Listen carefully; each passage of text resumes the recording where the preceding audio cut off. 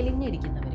അപ്പോൾ അങ്ങനെ മെലിഞ്ഞിരിക്കുന്നത് ഹെൽത്തി ആയിട്ടുള്ള ഒരു കാര്യമാണ്. ഇപ്പം ബർഗർ, പിസ്സ ഇത്തരം ഐറ്റംസുകളും ധാരാളം കഴിക്കുന്ന ആളുകളുണ്ട്. അതിൻ്റെ കൂടെ നമ്മളെ വീട്ടിൽ നിന്ന് ചോറും കറിയും എല്ലാം കഴിക്കുന്ന ആളുകളുണ്ട്. അതാണ് ശരിക്കും ഹെൽത്തി എന്ന് പറയുന്നത്. മെലിഞ്ഞിരിക്കുന്ന ആളുകൾ ഒരിക്കലും ഹെൽത്തി ആയിട്ടുള്ള ആളുകളല്ല. നമസ്കാരം, ഞാൻ ഡോക്ടർ ഭാഗ്യ, നീം നാച്ചുറൽ ഡയറ്റിലെ ആയുർവേദ ഡോക്ടറാണ്. നമ്മുടെ ഇടയിലൊക്കെ ഒരുപാട് ആളുകളുണ്ട് മെലിഞ്ഞിരിക്കുന്നവർ. അപ്പോൾ അങ്ങനെ മെലിഞ്ഞിരിക്കുന്നത് ഹെൽത്തി ആയിട്ടുള്ള ഒരു കാര്യമാണ്. പലരും പറയുന്നത് നമ്മൾ കേൾക്കാറുണ്ട്, ഞാൻ എന്ത് കഴിച്ചാലും തടിക്കില്ല, അതുകൊണ്ട് ഞാൻ സേഫാണ്, ഒരു പ്രശ്നവുമില്ല, എനിക്കിപ്പോൾ വെയിറ്റൊക്കെ നോക്കുന്ന സമയത്ത് ഇത്രയേ ഉള്ളൂ. പക്ഷേ നമ്മുടെ കൂടെയുള്ള ആളുകൾ കഴിക്കുന്ന പോലെ തന്നെ നമ്മൾ കഴിക്കുന്നുണ്ട്. പക്ഷേ ഓപ്പോസിറ്റ് ഇരിക്കുന്ന ആളുകൾ വണ്ണം കൂടി കൂടി പോകുന്നുണ്ട്. എന്നാൽ ഞാൻ വളരെയധികം മെലിഞ്ഞിരിക്കുന്നുണ്ട്, ഞാൻ നന്നായിട്ട് കഴിക്കുന്നുമുണ്ട്. അപ്പോൾ ഇതൊരു ഹെൽത്തി ആയിട്ടുള്ളൊരു ടോക്കാണോ, അല്ലെങ്കിൽ ഇതൊരു ഹെൽത്തി ആയിട്ടുള്ളൊരു കാര്യമാണോ? ഒരിക്കലുമല്ല.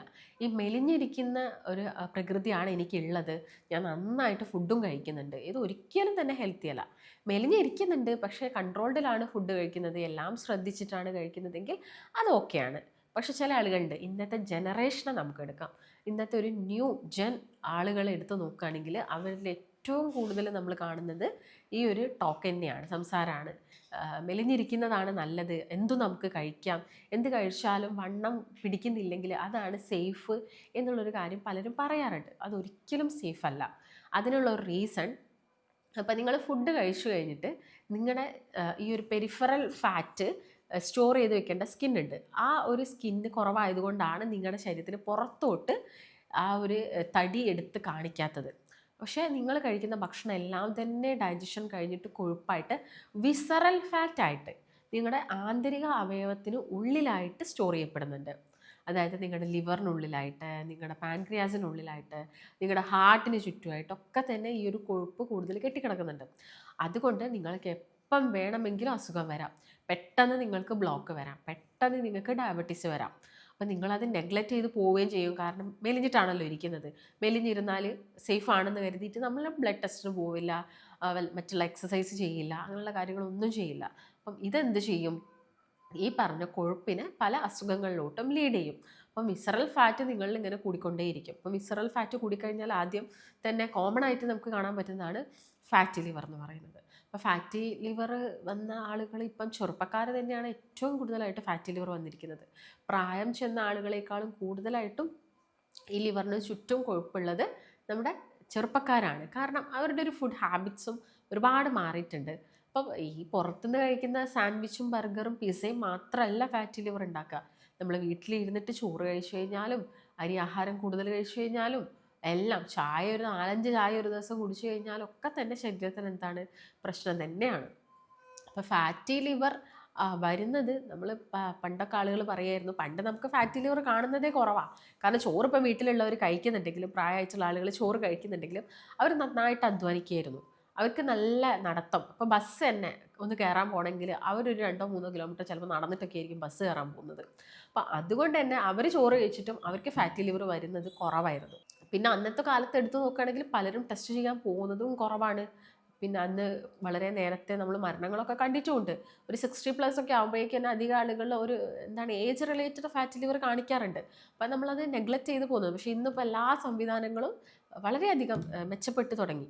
അപ്പം അതുകൊണ്ട് നമ്മുടെ ഭക്ഷണ രീതിയും മാറി, അതുപോലെ തന്നെ നമ്മുടെ ക്ലിനിക്കൽ സിസ്റ്റം എല്ലാം തന്നെ മാറിക്കൊണ്ടിരിക്കുകയാണ്. മെഡിക്കൽ ആ ഒരു സിസ്റ്റം എന്ന് പറയുന്നത് വളരെയധികം അഡ്വാൻസ്ഡ് ആയി. അതുകൊണ്ട് നമുക്കിപ്പോൾ ചെറിയൊരു സിംറ്റംസ് തോന്നിയാൽ തന്നെ നമുക്കൊന്ന് ജസ്റ്റ് പോയി ടെസ്റ്റ് ചെയ്ത് നോക്കാം.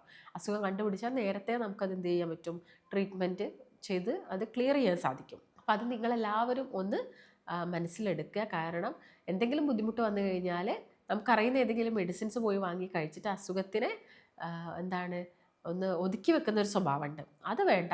നമ്മൾ അസുഖം വന്നു കഴിഞ്ഞാൽ ഒരു ഡോക്ടറിൻ്റെ നിർദ്ദേശം എടുക്കുക, വേണ്ട ടെസ്റ്റുകൾ ചെയ്യുക, അത് ശരീരം ഓക്കെ ആണോ നോക്കുക. അപ്പോൾ ഓക്കെ ആണെങ്കിൽ നമുക്ക് പേടിക്കേണ്ട ആവശ്യമില്ല. ചെറിയ എന്തെങ്കിലും പ്രശ്നങ്ങളുണ്ടെങ്കിലോ നമുക്ക് ചിലപ്പോൾ അത് ഡയറ്റിലൂടെ മാറ്റിയെടുക്കാൻ സാധിക്കും. എല്ലാം മെഡിസിനിലൂടെ മാറ്റിയെടുക്കേണ്ട ആവശ്യകതയില്ല. പക്ഷെ അത് കരുതിയിട്ട് മെഡിസിൻസ് കഴിക്കരുത് എന്നും പറയില്ല. കാരണം മെഡിസിൻസ് വേണ്ടി വരും. ചില കണ്ടീഷനിൽ നമ്മുടെ ബോഡിക്ക് ഒരു സപ്പോർട്ട്, നമ്മുടെ ബോഡിയിൽ ആ ഒരു റിപ്പയർ വർക്ക് ചെയ്യണമെങ്കിൽ ചിലപ്പോൾ മെഡിസിൻ്റെ ഒരു സപ്പോർട്ട് വേണ്ടി വരും. അപ്പം ഇത് പറയാനുള്ളൊരു പ്രധാനപ്പെട്ട റീസൺ, ഒരു പേഷ്യൻറ്റ് ഡയബറ്റീസ് ആൾക്ക് എന്ത് ചെയ്തു, ഡിറ്റക്ട് ചെയ്തു. ഇപ്പോൾ ഡയബറ്റീസ് വന്നു കഴിഞ്ഞപ്പോൾ ആൾ പറഞ്ഞു ഞാൻ ഭക്ഷണത്തിലൂടെയൊക്കെ കൺട്രോൾ ചെയ്യും, എനിക്ക് മരുന്നിൻ്റെ ആവശ്യമൊന്നുമില്ല. ഡോക്ടർ മരുന്ന് എഴുതി, മരുന്നൊന്നും ആൾ വാങ്ങി കഴിച്ചില്ല. ഇങ്ങനെ ആൾ മരുന്ന് വാങ്ങി കഴിക്കാതെ ആൾ സ്വയം ഡയറ്റ് എടുത്തു. അപ്പോൾ ആളെ ഡയറ്റ് ഞാൻ കേട്ടു. അപ്പം അതിനകത്ത് ഒരു പകുതി കാര്യങ്ങളും ഡയബറ്റീസിന് എന്താണ് കൂട്ടുന്ന കാര്യങ്ങളാണ് ആൾ ചെയ്തുകൊണ്ടിരുന്നത്. അത് ആൾക്ക് അറിയാത്തത് കൊണ്ടാണ്. കാരണം ആൾ ഡോക്ടർ ഒരു മെഡിസിൻ എഴുതി കൊടുത്തപ്പോൾ തുടക്കത്തിൽ ചിലപ്പോൾ ആ മരുന്ന് അയാൾ ചെറിയ ഡോസിൽ കഴിച്ചിട്ടുണ്ടായിരുന്നെങ്കിൽ ആൾക്ക് ഈ ഡയബറ്റീസ് ഈ ഒരു സ്റ്റേജിലോട്ട് വരുന്നത് പ്രിവെൻറ്റ് ചെയ്യാൻ പറ്റിയേനെ. എന്നാൽ ആളെന്ത് ചെയ്തു, ആദ്യം തന്നെ ആൾ സ്വയമായിട്ട് ഡയറ്റ് എടുത്തു, ആൾ മെഡിസിൻസ് കഴിച്ചില്ല. പിന്നെ കുറച്ച് കഴിഞ്ഞപ്പോൾ ആൾക്ക് ഈ ഞരമ്പുകളിൽ നിന്നൊക്കെ വേദന സ്റ്റാർട്ടായി. അപ്പോൾ ആളൊന്ന് ബ്ലഡ് ടെസ്റ്റ് ചെയ്തപ്പോൾ ആളുടെ ഷുഗർ ഒരു 300 അബോവിലോട്ട് മാറിക്കൊണ്ടിരിക്കുകയാണ്. അപ്പോൾ അതെന്ന് പറയുന്നത് എന്താണ്, ആൾ ആദ്യത്തെ ഒരു സ്റ്റാർട്ടിങ് സമയത്ത് ആൾ നെഗ്ലക്റ്റ് ചെയ്തതിൻ്റെ ഭാഗമായിട്ട് കിട്ടിയതാണ്. അപ്പോൾ ഞാൻ പറഞ്ഞല്ലേ, എല്ലാ കണ്ടീഷനിലും മെഡിസിൻസ് വേണം എന്നില്ല. പക്ഷേ നിങ്ങൾ മെഡിസിൻസ് കഴിച്ചാലാണ് പ്രശ്നം വരിക എന്ന് കരുതരുത്. ചില ആ ഒരു അവസരങ്ങളിൽ നമ്മളെ ബോഡിക്ക് അത് എന്തായിരിക്കും അത്യാവശ്യമായിരിക്കും. ആ ഒരു സ്റ്റേജിൽ അത് എടുത്തു കഴിഞ്ഞാൽ ചിലപ്പോൾ അത് കുറേ കാലം എടുക്കേണ്ടി വരില്ല. അതാണ്. പിന്നെ നിങ്ങൾക്ക് ഇത് കൂടിക്കഴിഞ്ഞാൽ നിങ്ങൾ ഇതിൻ്റെക്കാളും ഡോസ് കൂടിയ മെഡിസിൻസ് ആയിരിക്കും കഴിക്കേണ്ടി വരിക. അതാണ് പലരും ചെയ്യുന്നൊരു മിസ്റ്റേക്ക്. അതുകൊണ്ട് നിങ്ങളെല്ലാവരും മനസ്സിലാക്കേണ്ടത്, നമുക്ക് ഡയറ്റിലൂടെ ഒരുപാട് അസുഖങ്ങൾ കൺട്രോൾ ചെയ്യാൻ സാധിക്കും. ഇപ്പോൾ ഡയബറ്റീസ് ഒക്കെ ആണെങ്കിൽ നമുക്ക് കൺട്രോൾ ചെയ്യാൻ പറ്റുന്ന അസുഖമാണ് ഡയറ്റിലൂടെ. ചിലപ്പോൾ അത് എന്തായിരിക്കും കംപ്ലീറ്റ് ആയിട്ട് ക്യൂർ ആവാത്ത ഒരുപാട് ആളുകളുണ്ട്. അപ്പോൾ അവരിങ്ങനെ കൺട്രോൾ ചെയ്ത് ഇത് കൂടുന്നതാണ് വലിയ പ്രശ്നമാവുന്നത്. അപ്പോൾ ഇത് കൂടാതെ നോക്കേണ്ടതും നമ്മളൊരു ഉത്തരവാദിത്തമാണ്. അതുകൊണ്ട് നല്ല ഡയറ്റ് ഫോളോ ചെയ്യുക എന്നുള്ളതാണ് ആദ്യം തന്നെ നിങ്ങൾ ശ്രദ്ധിക്കേണ്ടത്. ഇന്നത്തെ തലമുറയിൽ ഈ പറഞ്ഞ അസുഖങ്ങളെല്ലാം വരുന്നുണ്ട്. അപ്പോൾ ആളെ സംബന്ധിച്ചിടത്തോളം ആളൊരു ഡയറ്റ് പ്രോപ്പറായിട്ട് എടുക്കാത്തത് കൊണ്ടാണ് ആളെ ഡയബറ്റീസ് കൂടിയത് എന്നുള്ളതാണ്. അപ്പം നിങ്ങൾ സ്റ്റാർട്ടിങ്ങിൽ ഡോക്ടേഴ്സിൻ്റെ എല്ലാവരും ഉപദേശം എടുക്കുക. അത് കറക്റ്റ് ആണെങ്കിൽ അത് അതുപോലെ തന്നെ എടുത്തിട്ട് നിങ്ങൾ പോകണം. കാരണം ഡോക്ടേഴ്സ് സ്റ്റാർട്ടിങ്ങിലൊക്കെ ആകുമ്പോൾ മെഡിസിൻ വളരെ ഡോസ് കുറവിലേ തരുള്ളൂ. പക്ഷേ നിങ്ങൾക്ക് അത് വല്ലാത്തൊരു കണ്ടീഷനിൽ എത്തിക്കഴിഞ്ഞാലോ ആ മെഡിസിൻ്റെ ഡോസ് നല്ല രീതിയിൽ തന്നെ കൂട്ടും. അതാണ് നിങ്ങൾ പ്രധാനമായിട്ടും ശ്രദ്ധിക്കേണ്ടത്. അപ്പം മെലിഞ്ഞിരിക്കുന്ന ആളുകൾ ഒരിക്കലും ഹെൽത്തി ആയിട്ടുള്ള ആളുകളല്ല. ഈ പറഞ്ഞ പോലെ ഫാറ്റി ലിവർ വരാം. പാൻക്രിയാസിന് ചുറ്റുമാണ് ഈ ഒരു കൊഴുപ്പ് വന്ന് അടിഞ്ഞു കൂടിയിരിക്കുന്നതെങ്കിൽ ഇൻസുലിൻ പ്രൊഡക്ഷൻ നടക്കൂല. അപ്പോൾ എന്താണെങ്കിലും ഡയബറ്റീസിലോട്ട് ലീഡ് ചെയ്യും. അതുപോലെ തന്നെ ഹാർട്ടിലാണെങ്കിൽ നമുക്ക് ബ്ലോക്ക് സംഭവിക്കാം, ഹാർട്ട് അറ്റാക്ക് പോലുള്ള അസുഖങ്ങളൊക്കെ തന്നെ വരാം. അപ്പോൾ നിങ്ങളെല്ലാവരും ഡയറ്റ് എടുക്കുക, അല്ലെങ്കിൽ ജിമ്മിൽ പോയിട്ട് എക്സസൈസ് വർക്കൗട്ട് കാര്യങ്ങളൊക്കെ ചെയ്യുക. ഇപ്പം ബർഗർ, പിസ്സ ഇത്തരം ഐറ്റംസുകൾ ഒന്നരാടം കഴിക്കുന്ന ആളുകളുണ്ട്. അതിൻ്റെ കൂടെ നമ്മളെ വീട്ടിൽ നിന്ന് ചോറും കറിയും എല്ലാം കഴിക്കുന്ന ആളുകളുണ്ട്. അതാണ് ശരിക്കും അൺഹെൽത്തി എന്ന് പറയുന്നത്. നിങ്ങളിപ്പോൾ വീട്ടിലത്തെ ചോറും കറിയും നമുക്ക് വേണ്ട ഒരു ക്വാണ്ടിറ്റിയിൽ കഴിച്ചാൽ വലിയ പ്രശ്നങ്ങളൊന്നും അവിടെ സംഭവിക്കില്ല. പക്ഷെ നമ്മൾ ഇതും കഴിച്ച് അതും കഴിച്ച് അങ്ങനെ ഓവറായിട്ട് ഒരു ഓവർ ഈറ്റിംഗ് സ്റ്റേജിലോട്ട് പോകുമ്പോഴാണ് നമുക്ക് അമിതവണ്ണം, കുടവയറ് പോലുള്ള പ്രശ്നങ്ങളൊക്കെ വരുന്നത്. അപ്പം നിങ്ങളെല്ലാവരും അത് കൺട്രോൾ ചെയ്യാൻ വേണ്ടിയിട്ടുള്ള കാര്യങ്ങളാണ് ഞാൻ പറയുന്നത്. എക്സസൈസ് നിർബന്ധമാണ്. ഫുഡ് കൺട്രോൾ വളരെയധികം ഇമ്പോർട്ടൻ്റ് ആണ്. അതിനൊരു ഡയറ്റ് നമുക്ക് സ്വയം എടുക്കാൻ പറ്റുന്ന ഡയറ്റുകളാണെങ്കിൽ നിങ്ങൾ അങ്ങനെ എടുക്കുക. ചില ആളുകൾക്കുണ്ട്, ഒരാൾ ബാക്കിൽ നിന്ന് പ്രഷർ ചെയ്ത് കഴിഞ്ഞാൽ മാത്രമേ അവർ ഡയറ്റ് എടുക്കുള്ളൂ. അപ്പോൾ അത്ര ആളുകൾക്കൊക്കെ ആണെങ്കിൽ നമുക്കൊരു ഡയറ്റീഷ്യൻ്റെ സഹായം തേടാം. അപ്പോൾ അവർക്ക് ഒരു ഡയറ്റീഷ്യൻ്റെ സഹായത്തോട് കൂടിയിട്ട് വെയിറ്റ് കുറയ്ക്കാൻ പറ്റും. അതുപോലെ തന്നെ അവർ ശ്രദ്ധിക്കേണ്ടതാണ്, അനാവശ്യമായിട്ട് മെഡിസിൻസ് കഴിക്കരുത് ഒരു കണ്ടീഷനും.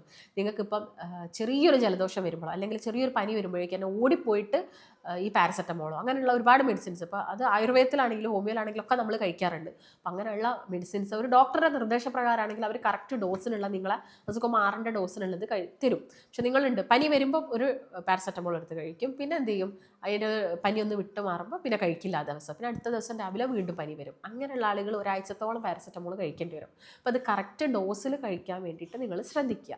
അപ്പം മെലിഞ്ഞിരിക്കുന്ന ആളുകളാണെങ്കിൽ എക്സസൈസ് ചെയ്യണം. നല്ലൊരു ഭക്ഷണ ക്രമീകരണത്തിൻ്റെ അകത്ത് നിങ്ങൾ പ്രോട്ടീൻസും ഫാറ്റും ഒക്കെ ഉൾപ്പെടുത്തിക്കോളൂ. അൺഹെൽത്തി ഫാറ്റ്സ് മാത്രം ഒഴിവാക്കിയിട്ട് ഹെൽത്തി ഫാറ്റ്സ് നിങ്ങൾ ഉൾപ്പെടുത്തുക. നല്ല പ്രോട്ടീൻസ് ചിക്കനും അതുപോലെ തന്നെ മുട്ടയും മത്സ്യവും കടലയും ചെറുപയറും പരിപ്പും ഒക്കെ തന്നെ ഉൾപ്പെടുത്തുക. പാലെടുക്കുക, പാലിൻ്റെ ഉൽപ്പന്നങ്ങളുണ്ട്, പനീർ, ചീസ്, യോഗട്ട്, ഇതൊക്കെ നിങ്ങളുടെ ഭക്ഷണത്തിൽ ഉൾപ്പെടുത്തുക. യോഗട്ടൊക്കെ കഴിക്കുമ്പോൾ നമ്മുടെ നല്ലൊരു ഗട്ട് ഹെൽത്തും കൂടി ഇമ്പ്രൂവ് ആവുന്നതാണ്. അപ്പോൾ അതും നിങ്ങൾക്കൊന്ന് കഴിക്കാവുന്നതാണ്. ഇതൊക്കെ നമുക്ക് ഡയറ്റ് എടുക്കുന്ന സമയത്ത് എടുക്കാം. പലർക്കും പേടിയാണ് ഡയറ്റ് എന്ന് പറയുമ്പോൾ പട്ടിണിയാണെന്ന്. ഒരിക്കലല്ല. ഡയറ്റിൻ്റെ അടുത്ത് നമ്മൾ എല്ലാ ഫുഡ് ഐറ്റംസും ഉൾപ്പെടുത്തിയിട്ടാണ് വെയിറ്റ് ലോസിന് നോക്കുന്നത്. അപ്പോൾ നിങ്ങൾക്ക് ഇങ്ങനെ വെയിറ്റ് ലോസിന് ആഗ്രഹമുള്ള ആളുകളാണ്, ഒരു ഡയറ്റീഷ്യൻ്റെ ഹെൽപ്പോട് കൂടിയിട്ട് വെയിറ്റ് കുറയ്ക്കാൻ താല്പര്യം ഉണ്ടെങ്കിൽ താഴെ കാണുന്ന നമ്പറിൽ കോൺടാക്റ്റ് ചെയ്യാം.